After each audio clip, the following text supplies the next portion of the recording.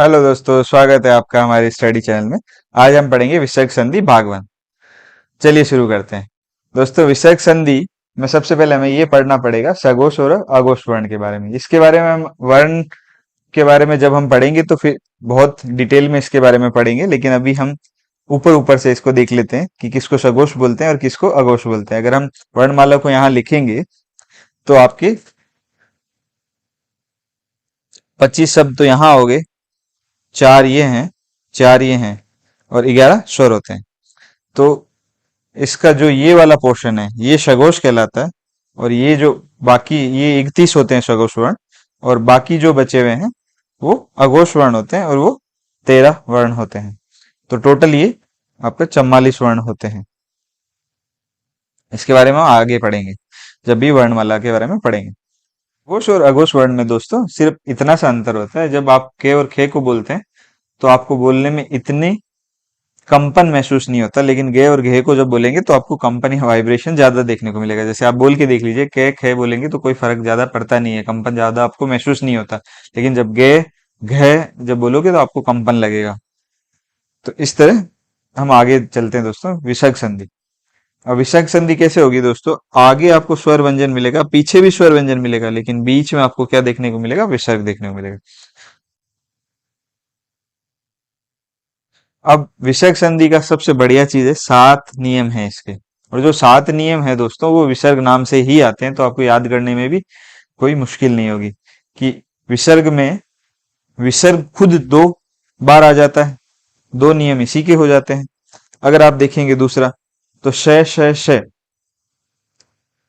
क्योंकि अगर विसर्ग में विसर्ग लिख लिया आपने तो दूसरा जो बचता है वो से ही बचता है। तो से के 2 नियम है, वो चाहे कोई भी तरह का से आए।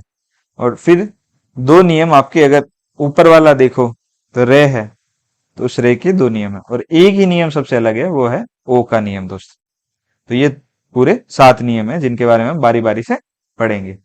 पहले हम ओ का नियम देखते हैं दोस्तों। ओ के नियम में क्या होगा दोस्तों कि आपको ए है, उसके बाद विसर्ग देखने को मिलेगा, उसके बाद आपको सघोष वर्ण देखने को मिलेंगे जो हमने अभी तक देखे हैं। तो अब आपको करना क्या है इस संधि में कि जहां आपको विसर्ग है वहां ओ आ जाएगा, तो ए का क्या बन जाएगा दोस्तों? ओ बन जाएगा। और जब तोड़ना होगा तो ओ का क्या बन जाएगा? ए बन जाएगा। यही चीज आपको ध्यान रखना है। और अगर कोई स्वर है तो उसका लोप हो जाएगा। यहाँ अगर आपका स्वर आता है कोई तो उसका यहाँ पे लोप हो जाएगा। अब हम इसको उदाहरण में जब देखेंगे तो हमें ज्यादा पता चलेगा दोस्तों।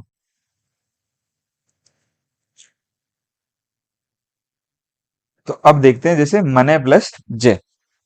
अगर आप देखेंगे इसको तोड़ के दोस्तों, तो मन प्लस ए प्लस विसर्ग प्लस जे। अब आपको पता है ए का ओ बनाना है, तो ओ बना दिया आपने, तो वो बन जाएगा मनुष्य। इसी तरह अधे प्लस गामी, तो ये जो जे था ये तीसरे नंबर वाला था। अब गामी भी तीसरे नंबर होता है, के खे गे, तो ये सगोश है। 3 4 5 सगोश होते हैं।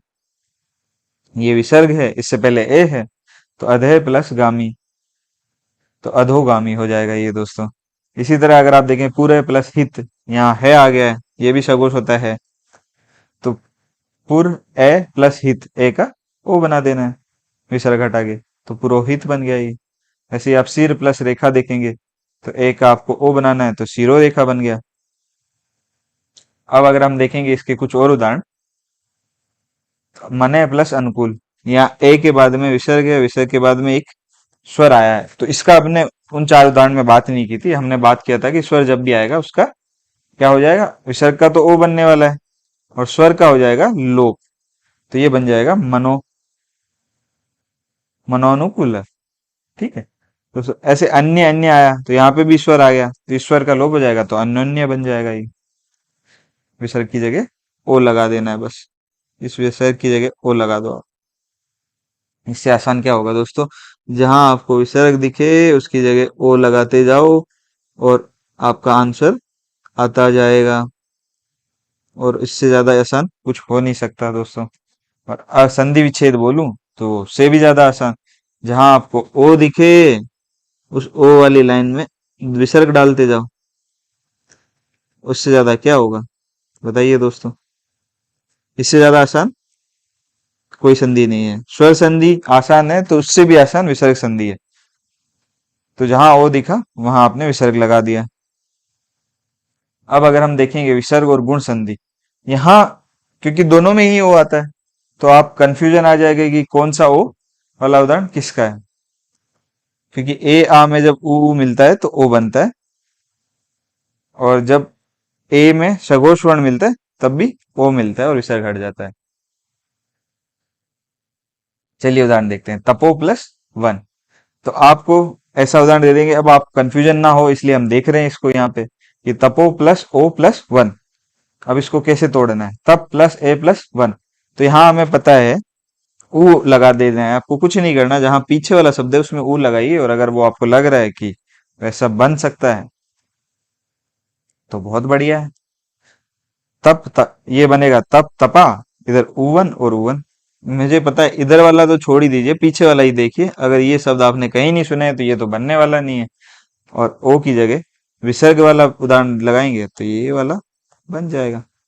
ऐसे दूसरा उदाहरण देखते हैं, महोदय। अब अगर आप मह प्लस ओ प्लस दे, अब अगर आप दोस्तों यहाँ तो बनाएंगे ओ की जगह विसर्ग, यहाँ बनाएंगे ए आ प्लस ऊ लगा के, तो आप जब पीछे वाला देखेंगे यहाँ तो मह प्लस दे बनेगा, यहाँ उदय बनेगा। अब आपको पता है ये वाला उदय तो नहीं होता, ये वाला तो हमने सुना है, तो श्योर सी बात है ये गुण संधि का उदाहरण है। और मह नहीं होता, महा होता है, तो महा प्लस उदय ये हमने स्वर संधि में पढ़ा है। इसके लिए आप स्वर संधि के वीडियोस फिर से देख सकते हैं। इसलिए ये इधर वाला उदाहरण आपका विसर्ग संधि का था और दूसरा वाला उदाहरण आपका गुण संधि का था। अब अगर हम देखें स्व प्लस ग्रह, अब मुझे ये अगर कोई पूछेगा यहाँ ए है और ये तीसरे नंबर वाला है, तो ये आ गया आपका, अब आप बोलोगे ओ बन जाना चाहिए शोग, पर ये यहाँ थोड़ा अपवाद वाला केस आ गया दोस्तों, ये शोग नहीं है। ऐसे ही पुनः प्लस जन्म, तो मैं सीधा लिख दूंगा पुनोजन्म, खत्म। अंत्य प्लस देशीय, अंतो देशीय, मैं लिख तो दिया है दोस्तों, अंत्य प्लस आत्मा, अंतो आत्मा। अब मुझे भी पता है कि ये शब्द मैंने कहीं सुने ही नहीं होंगे, ऐसे सुने तो होंगे तो अशुद्ध लग रहे होंगे, कि शोक तो नहीं सुना, स्वर्ग सुना है। तो ये यहाँ पे रे आता है दोस्तों, ये वाला चीज आपको अपवाद रूप में ध्यान रखना है। इसलिए हमने ओ के नियम के अपवाद भी पढ़ लिए हैं, कि जब भी आपको स्व पुनः और अंत्य दिखाई दे शुरू में, तो आपको क्या लाना है, रे लाना है आधा। ये आपको ध्यान रखना है दोस्तों। अब हम रे के नियम पढ़ लेते हैं। अब होगा क्या, वहां हमने पढ़ा था ए आ, लेकिन यहाँ ए आ नहीं आएगा, यहाँ ए आ को छोड़ के कुछ और ही आएगा। वो आता है ज्यादातर ई या ऊ, वो भी छोटा ई छोटा ऊ आने के ज्यादा चांस रहते हैं, या फिर बड़ा ई बड़ा ऊ आएगा। उसके अलावा ज्यादा स्वर देखने को मिलते नहीं है। उसके बाद आपको सगोश देखने को मिलेगा। तो इसका परिवर्तन में क्या होगा, विसर्ग की जगह आपको सिर्फ रे लगाना है। तो आप देखेंगे कि यहाँ जो विसर्ग था, ये विसर्ग क्या बन गया, इधर रे बन गया। अब हम इसके उदाहरण देख लेते हैं दोस्तों। दू प्लस अवस्था, अब यहाँ विसर्ग है, इस विसर्ग की जगह आपको आधा रे लगा देना है और उसको वापस जोड़ के लिख देना है, तो दुर्वस्था हो गया वो। यहाँ रे ए से मिल लिया तो पूर्ण रे हो गया। ऐसे बही प्लस भाव, बही प्लस भाव, तो यहाँ ई है, उसके बाद विसर्ग है, उसके बाद भाव है, तो यहाँ विसर्ग की जगह रे लगाना है आपको, सिंपल सा। तो रे लगा तो ये बहिर्भाव बन गया।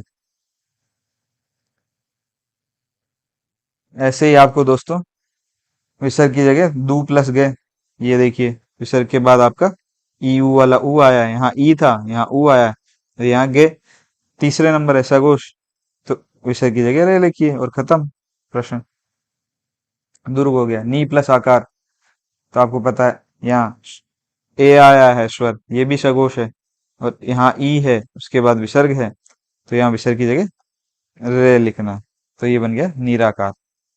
अब हम रे के प्रथम नियम के और एग्जाम्पल देखते हैं। जैसे हम कुछ संधि के एग्जाम्पल देखेंगे, उसके बाद इसके संधि विच्छेद देखेंगे। जैसे बही प्लस अंग, यहाँ पे अगर आप देखेंगे, यहाँ पे ई है, यहाँ पे ऊ है, उसके बाद विसर्ग है, और इधर आपको सगोश देखने को मिल रहा है। तो जैसे ही, तो आपको पता है विसर्ग की जगह क्या लाना है, सिर्फ आधा रे लाना है और विसर्ग हटा देना है। बस उसके बाद ये बहिरंग बन जाएगा, ए से मिलके आधा रे पूरा रे बन के अंग बहिरंग हो जाएगा। ऐसे ही दुर्भावना हो जाएगा। ऐसे ही आप सबकी जगह आपको कुछ नहीं करना, जहां आपको ये दिखे विसर्ग वहां पे आधा रे ले आते जाइए आप। इससे आसान और कुछ नहीं होगा। और ये क्यों आ रहा है आपको, आपने देखा है कि शुरू में यहाँ तो ई आएगा या ऊ आएगा और इसके यहाँ प्लस के दूसरी साइड आपका सघोष आएगा। तो इस केस में आपका विसर्ग रे बन जाएगा।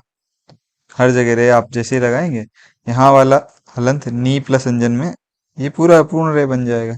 बाकियों में आधा रहेगा तो वो ऊपर लगेगा। अगर आप देखेंगे चतु प्लस दिश चतुर्दिश, दु प्लस दशा दुर्दशा, दु प्लस उपयोग दुरुपयोग। अब हम संधि विच्छेद देखते हैं। जैसे ज्योति ज्योतिरादित्य, तो आपको पता है कि यहाँ रे दिख रहा है आपको, तो ये पीछे वाला जो दिख रहा है दित्य, आपको अगर ध्यान से देखेंगे तो आदित्य दिख रहा है एक तरह से। आदित्य, ये आदित्य है, इधर ज्योति है, और दोनों के बीच में विसर्ग लगाना है क्योंकि रे का विसर्ग होगा। ऐसे यहाँ पे रे है, ये जू के बाद विसर्ग लग जाएगा। यहाँ रे है निरही, तो नी निर प्लस ई, तो नी प्लस ई हो जाएगा ये, क्योंकि पीछे वाला तो ई है ही और ये नी है, तो नी प्लस ई है हो जाएगा। ये पुनरुत्थान, तो ये पीछे वाला तो उत्थान दिख रहा है आपको, रे के बाद वाला, रे के बाद वाला आपको उत्थान दिख रहा है। और इधर पुणे है तो पुणे के पीछे आपका विसर्ग लगेगा प्लस उत्थान। ऐसे आयुर्वेद, तो आपको दिख रहा है रे आगे की तरफ है, तो आयु के बाद विसर्ग प्लस वेद। स्वर्ग, तो स्वर्ग से पहले क्या होगा, स्व, उसके बाद रे प्लस उसके बाद गे, तो रे की जगह विसर्ग लगाना है, तो स्व प्लस गे। ऐसे निर्धन, नी रे ध न, तो रे की जगह विसर्ग है, तो नी प्लस धन। ऐसे प्रादुर्भाव, तो प्रादु विसर्ग प्लस भाव। अब इसके उदाहरण आप देख लीजिए। अब हम इसका दूसरा नियम पढ़ते हैं और ये सबसे आसान नियम है। इसमें आपका वही सेम रहेगा, ए या को छोड़कर कोई भी स्वर आ सकता है विसर्ग, और उसके बाद में सबसे महत्वपूर्ण है सगोश की जगह यहाँ पे रे आएगा सिर्फ। उसमें हमने रे छोड़ दिया था ये रे लेवे में से, यहाँ रे हमने जोड़ा है अलग से नियम बनाने के लिए। तो होगा क्या, ये विसर्ग तो हट जाएगा, ये जो यहाँ जो भी स्वर होगा उसका दीर्घीकरण हो जाएगा। जैसे ई होगा तो ई का बड़ा ई बन जाएगा, ऊ होगा तो उसका बड़ा ऊ बन जाएगा। तो सही बात मैं बोलूँ तो ये बड़ा नी और बड़ा दू आपको इसके उदाहरण में देखने को मिलेगा। तो जैसे नी प्लस रस, तो आपको पता ही है कुछ नहीं करना, विसर्ग घटा देना है, नी को बड़ा कर देना। तो अगर आप देखेंगे ने तो नहीं रहा, ई का बड़ा ई हो जाएगा और विसर्ग को उड़ा देंगे, तो जो बचा नीरस। ऐसे ही दूराज, वही ऊ को बड़ा ऊ, विसर्ग का उड़ा देना है, तो ये बन जाएगा दुराज। ऐसे नीरोग, अगर आप देखेंगे तो इसको बड़ा नी बना के लिख दो, नी और विसर्ग विसर्ग उड़ा दो, निरोग। ऐसे निगुण, तो निर्गुण हो जाएगा वो।